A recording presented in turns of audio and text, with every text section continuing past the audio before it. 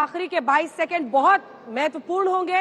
ये 1 घंटे 7 मिनट का काउंटडाउन शुरू हो गया है और तैयारी आज तक की कैसी है ये हम आपको दिखाने वाले हैं, क्योंकि अब चांद पर जब तिरंगा लहराने की तैयारी है तो श्वेता सिंह हमारी सहयोगी स्पेस सेंटर आज तक से हमारे साथ जुड़ गई हैं। नेहा वातम हमारी सहयोगी सीधा बेंगलुरु के मीडिया सेंटर से जुड़ी हुई हैं और चित्रा त्रिपाठी जुड़ी हुई हैं तमाम कवियों के साथ जो सुरीले अंदाज में आज वैज्ञानिकों की मेहनत को शब्द दे रहे हैं।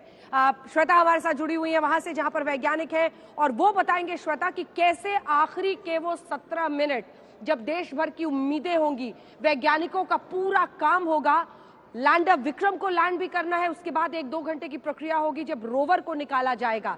सब यही मानकर चल रहे हैं कि सफल लैंडिंग ये होगी, लेकिन जो रिस्क फैक्टर्स हैं और उनसे तैयारी रखनी चाहिए उन सब के बारे में आप बात करें श्वेता।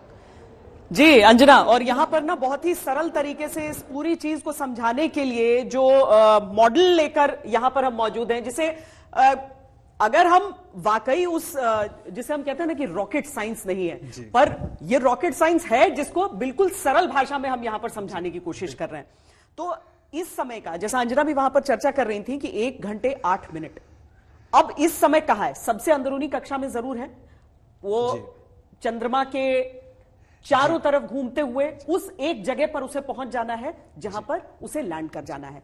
तो इस समय जिस दिशा की आप बात कर रहे थे कि जो बदलना सबसे ज्यादा मुश्किल होता है, इस समय किस स्थिति में होगा? जी बिल्कुल, तो लगभग 4 बजे के आसपास का वो वक्त है जब हम लोग अपने इंटेंडेड लैंडिंग एरिया या स्पेस में हम लोग उस चीज पे फोकस करने लगे, यानी कि वो स्पेस जहां पे अब तो 5 बज गए, अब तो मतलब 2 मिनट बाकी है, 2 मिनट बाकी है, तो 4 बजे के बाद से वो चीज शुरू हो चुकी है। अच्छा। तो हम लोग हाफ वे पे आ चुके हैं, बस 6 बजे तक ही हम लोग पूरा तरह लैंड कर जाएंगे। और अभी इस समय क्या स्टेज चल रही होगी, इस समय जैसे कि हम लोग जानते हैं कि अभी ये हॉरिजॉन्टल ऑर्बिटिंग कर रहा था और अब इसको हमने स्टार्ट कर दिया है वर्टिकल अलाइनमेंट के लिए, यानी कि ये इस तरह से ये हॉरिजॉन्टल मूवमेंट पे ऑर्बिट कर रहा था। ये लैंडर का एक मॉडल है जो कि लुक अलाइक है, जो कि सबसे जैसे जो क्लोजेस्ट डेमोन्स्ट्रेशन जो हम मॉडल से दिखा सकते हैं वो ये है।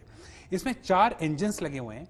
इस समय 4 में से 2 इंजन बंद करने का टाइम आ चुका है। अच्छा जी, क्योंकि अब हम लोगों को हॉरिजॉन्टल मूवमेंट से वर्टिकल पे लाना है, जो कि सबसे टफ होता है। वर्टिकल यानी कि इस तरह से सीधा होना है, क्योंकि जो लैंडर है ये वर्टिकल लैंड करता है। वर्टिकल, ये कभी भी हॉरिजॉन्टली लैंड नहीं करेगा, नहीं तो ये टॉपल हो जाएगा। टॉपल मतलब कि फिर ये पलट जाएगा। तो क्या होता है कि जब ये हम लोग हॉरिजॉन्टल से वर्टिकल लाएंगे, फिर हम लोग नीचे जो इस पे कैमरे लगे हैं, सेंसर्स लगे हैं, इसके नीचे बहुत सारे सेंसर्स लगे हैं, उससे हम लोग फिर एक्टिवेट करके ये देखेंगे कि कौन सा सरफेस सबसे परफेक्ट है, क्या ये इस जगह पे लैंड करने लायक है या नहीं। क्योंकि वर्टिकल लैंड में भी ये हो सकता है कि ये ऐसे क्रेटर में फंस जाए कि ये टॉपल हो सकता है। बिकॉज वहां का जैसे जो हमने तस्वीरें भी देखी थी चांद की, उसमें छोटे छोटे जो डॉट्स दिख रहे थे वो एक्चुअली छोटे नहीं होते हैं, वो कई किलोमीटर लंबे बड़े बड़े क्रेटर्स होते हैं, बहुत बड़े बड़े होते हैं। तो जब हम वर्टिकल लैंड इसमें अचीव करेंगे, वर्टिकल लैंड कैसे अचीव करेंगे? जो 4 इंजन है, 4 इंजन में से, क्योंकि 2 इस तरफ हैं 2 इस साइड हैं, ये एश्योर करेंगे कौन से इंजन से रॉकेट थ्रस्ट को ज्यादा दिया जाए, इंजन थ्रस्ट को, कि ये बैलेंस वर्टिकल जाए, डिसबैलेंस ना हो जाए, कि ये इधर से मिड लैंडिंग रूट में ही टॉपल करने लगे। अभी वो डेमोन्स्ट्रेशन हम आपको ड्रोन से भी करके दिखाएंगे कि कैसे वर्टिकल स्टेबिलिटी हम लोग अचीव करते हैं। तो जब वर्टिकली हम लोग उसको अचीव करेंगे, यानी कि एक सीधी लाइन में इसको अचीव करेंगे इस तरह से, उसके बाद क्या होगा नेक्स्ट, जब ये सॉफ्ट लैंड करेगा, सॉफ्ट लैंड यानी कि एक आहिस्ता जो टच डाउन होगा चांद के सतह पे, उसके बाद क्या होगा, एक सबसे इंटरेस्टिंग चीज, ये जो रैंप है ये ओपन होगी। जब रैंप ओपन होगी, रैंप के बाद इसमें से निकलेगा हमारा प्रज्ञान। जी बिल्कुल, तो जो प्रज्ञान है ये निकलेगा, ये इसकी फोटो खींचेगा और ये इसकी फोटो खींचेगा।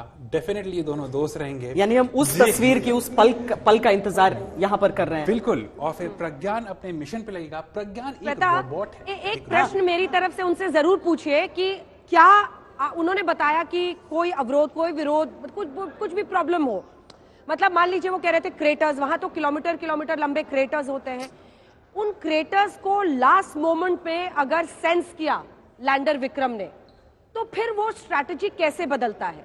क्या एआई का इस्तेमाल होता है, क्या सेंसर्स के जरिए वो बदलता है, फिर स्ट्रैटेजी चेंज कैसे होगी और कितनी दूरी पर वो ये सेंस कर लेगा कि ये जगह लैंड करने के लिए ठीक नहीं।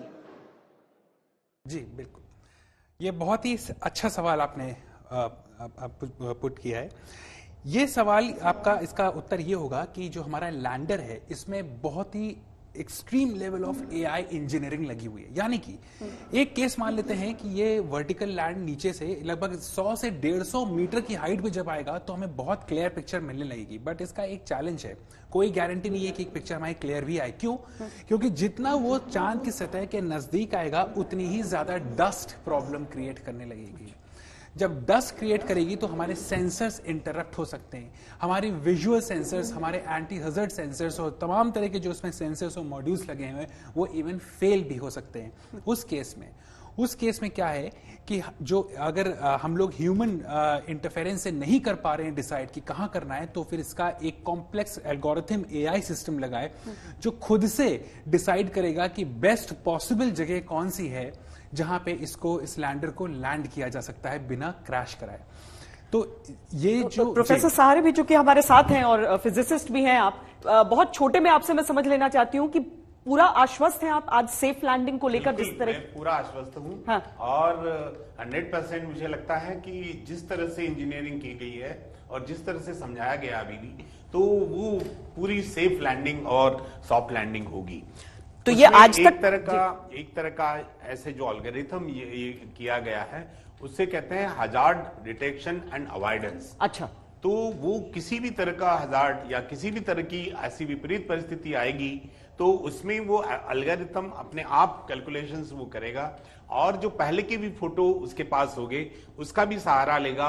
उसके साथ हमारा जो चंद्रयान 2 का ऑर्बिटर घूम रहा है, हाँ, उसके भी साथ उसका कनेक्शन है और उससे भी सिग्नल्स मिल रहे हैं। तो ये सारी चीजें इकट्ठा उसको एक करने में मदद करेगी और वो उसको ऐसा ट्रेन किया गया है, इतना इंटेलिजेंस उसमें भरा गया है, हाँ, कि वो खुद ही अपना सब बैलेंस करके अपना रास्ता ढूंढ लेगा और उसका जो पुराना साथी है, जैसा कि प्रोफेसर साहब बता रहे हैं, वो उसको गाइड भी करेगा कि यहां जाओ यहां मत जाओ। वो खुद भी जानता है कि कैसे उन खतरों से बचना है।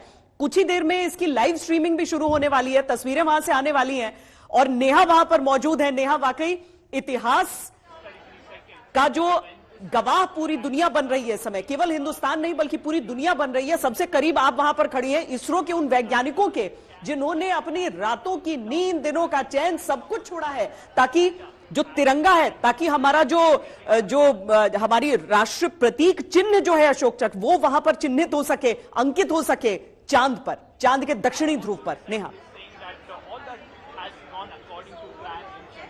बिल्कुल श्वेता, आपने इसको सही समझाया क्योंकि सिर्फ रातों की नींद नहीं, वो अपने परिवारों को भी कई कई महीनों के लिए छोड़ देते हैं, उनसे दूर रहते हैं, अलग रहते हैं, पूरी दुनिया से कट जाते हैं क्योंकि ये उनके लिए एक बेबी की तरह होता है। और सब कोई बात कर रहा है आखिरी के 17 मिनट, आखिरी के 22 सेकेंड, लेकिन जैसे एक बेबी आप कंसीव करते हैं और जब तक वो डिलीवर नहीं हो जाता है तब तक हर एक लम्हा क्रूशल होता है कि कैसे उस बेबी का डेवलपमेंट हो रहा है। वो आप अल्ट्रासाउंड और तमाम तकनीक के जरिए मॉनिटर करते हैं। उसको बहुत आसान शब्दों में मैं बता रही हूँ, ऐसे ही कुछ चंद्रयान 3 के साथ भी है। हर एक लम्हा उसके प्रोपल्शन से लेकर जब तक वो लैंड नहीं कर जाता, हर एक लम्हा महत्वपूर्ण है। आप ये नहीं कह सकते कि आखिरी के, हाँ वो है महत्वपूर्ण, आखिरी के 17 मिनट, वो है 22 सेकंड महत्वपूर्ण, लेकिन हर एक लम्हा जब से ये चंद्रयान 3 का मिशन शुरू हुआ, इसको कंसीव किया गया, किस तरीके से पुरानी बातों को ध्यान में रखकर उन्हें नेगेट किया गया ताकि चंद्रयान 2 जैसी हम कोई भी विफलता ना फेस करें, वो तमाम चीजें जो ध्यान में रखी गई वो दरअसल एक प्रेगनेंसी के 9 मंथ्स की तरह है। और ये कहना अतिशयोक्ति नहीं है कि जब तक ये लैंड नहीं कर जाएगा रोवर, और साथ ही हम विक्रम को भी लैंड करते हुए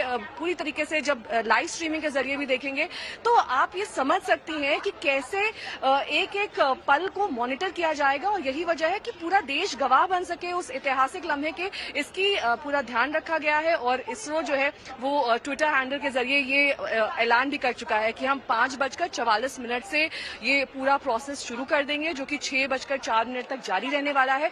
लेकिन समझना ये भी बेहद अहम है कि जब पूरे इस स्पेस मिशन की कल्पना की गई, इसे रचा गया, तो कैसे अलग अलग फैक्टर्स को, सिर्फ कॉस्ट फैक्टर ही नहीं ध्यान में रखा जाता है, ये भी ध्यान में रखा जाता है कि साउथ पोल यानी कि दक्षिणी ध्रुव जिसे हम टारगेट कर रहे हैं, जहां पर कोई और देश नहीं पहुंच पाया है, उनसे कम खर्च में, उनसे कम लागत में स्पेस रिसर्च की अगर खर्च की भी बात करें तो हम यूएस, रशिया, चाइना के बाद चौथे नंबर पर आते हैं।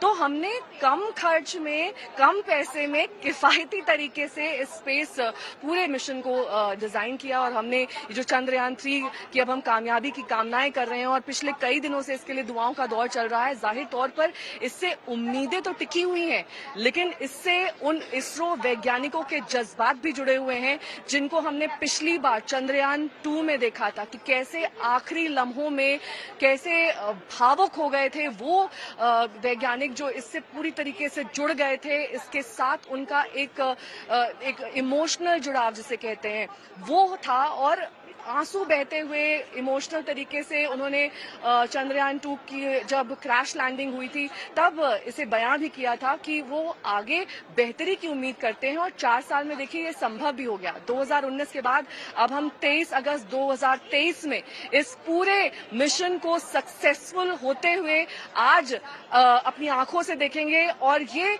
कई सदियों में एक बार मौका आता है जब हम इतिहास के गवाह बनते हैं, हम इतिहास रचने की कगार पर खड़े होते हैं और हम सभी एक हिंदुस्तानी के तौर पर ये दुआएं करते हैं कि सिर्फ अपने देश में नहीं, पूरे विश्व में हम अपने स्पेस रिसर्च सेंटर जो कि इसरो, जिसकी स्थापना 1969 में की गई थी, तब से लेकर अब तक बहुत लंबा रास्ता हमने तय किया है इसरो ने कि हासिल एक करी है। विकासशील देश को क्या इस तरह की चीजों पर खर्च करना चाहिए कि नहीं, कितना खर्च करना चाहिए, उससे क्या निकलेगा, ये बहस भी एक तरफ रहती थी। दूसरी तरफ एक असफलता और आपके ऊपर प्रश्न चिन्ह वहां लग जाते हैं। लेकिन उन सारी चीजों के बीच हमारे वैज्ञानिक लगे रहे, डटे रहे। आज देखिए उंगलियों पर आप गिन सकते हैं उन देशों को जो सफल मिशन कर चुके हैं।